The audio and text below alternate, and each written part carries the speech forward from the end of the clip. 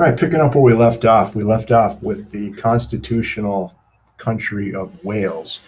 Wales comes from the Anglo-Saxon term that means foreigner.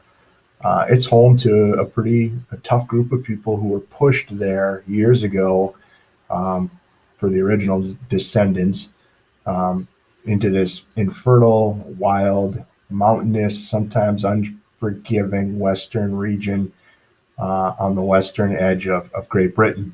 It never fully developed into a fully integrated kingdom as Scotland and England did. It was forced to join England in 1284. There are many Celtic descendants that live there, so they've retained a distinctive language, a culture, and a sense of nationhood that exists even to this day. It's situated in the southwestern portion of the island of Great Britain.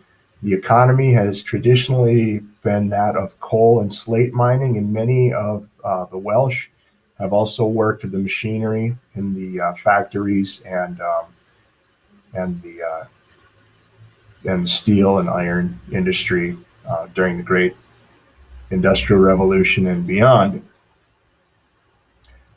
Overseas companies have really invested a lot into the Welsh economy, um, primarily in electronics, the automotive industry, and the chemical industry.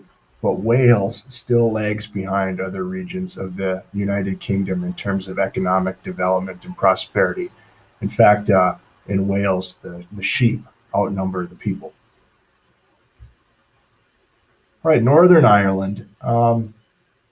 In 1928, the island of Ireland was divided into the Republic of Ireland, which became its own country, and the British Northern Ireland, which became part of the United Kingdom. It's the only constituent country of the UK that is not on the island of Great Britain. It was settled primarily by Scottish and English immigrants who crossed the Irish Sea, and they occupied roughly 1/6 of the territory of the island of Ireland. Unlike Ireland, which is almost 100% Catholic, only 1/3 of Northern Ireland is Catholic. And the rest of the population is primarily Protestant. And that has caused a lot of turmoil over the years.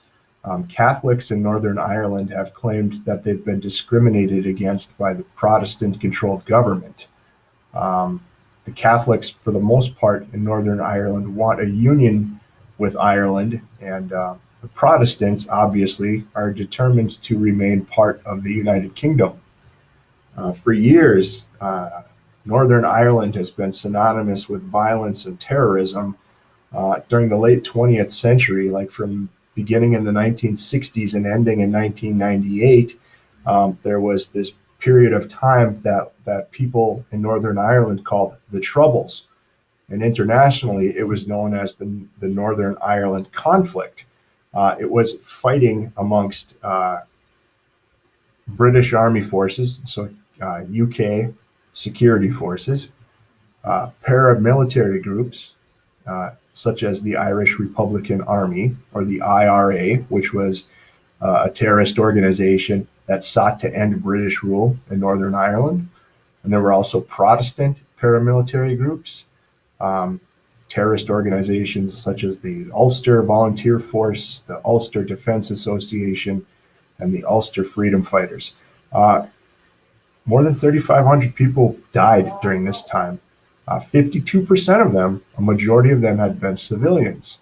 32% of them had been British Army soldiers, and 16% of them came from these paramilitary groups that I just told you about. So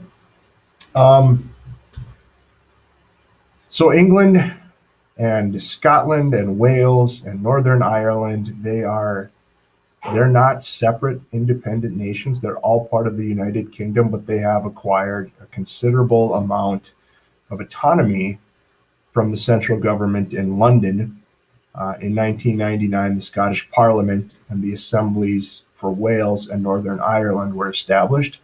and each of these are broken down into smaller political subdivisions. England and Wales have counties, Scotland has regions, and Northern Ireland has districts. Ireland, the Republic of Ireland, never fully became as industrialized as the United Kingdom, and until recently it was known primarily as the Emerald Isle or Greenland because the economy was based on agriculture.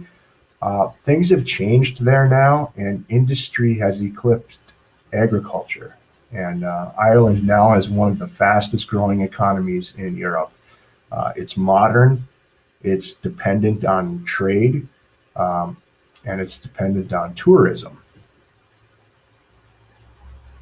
The United Kingdom still includes a number of holdovers from the old empire. So here's the UK up here.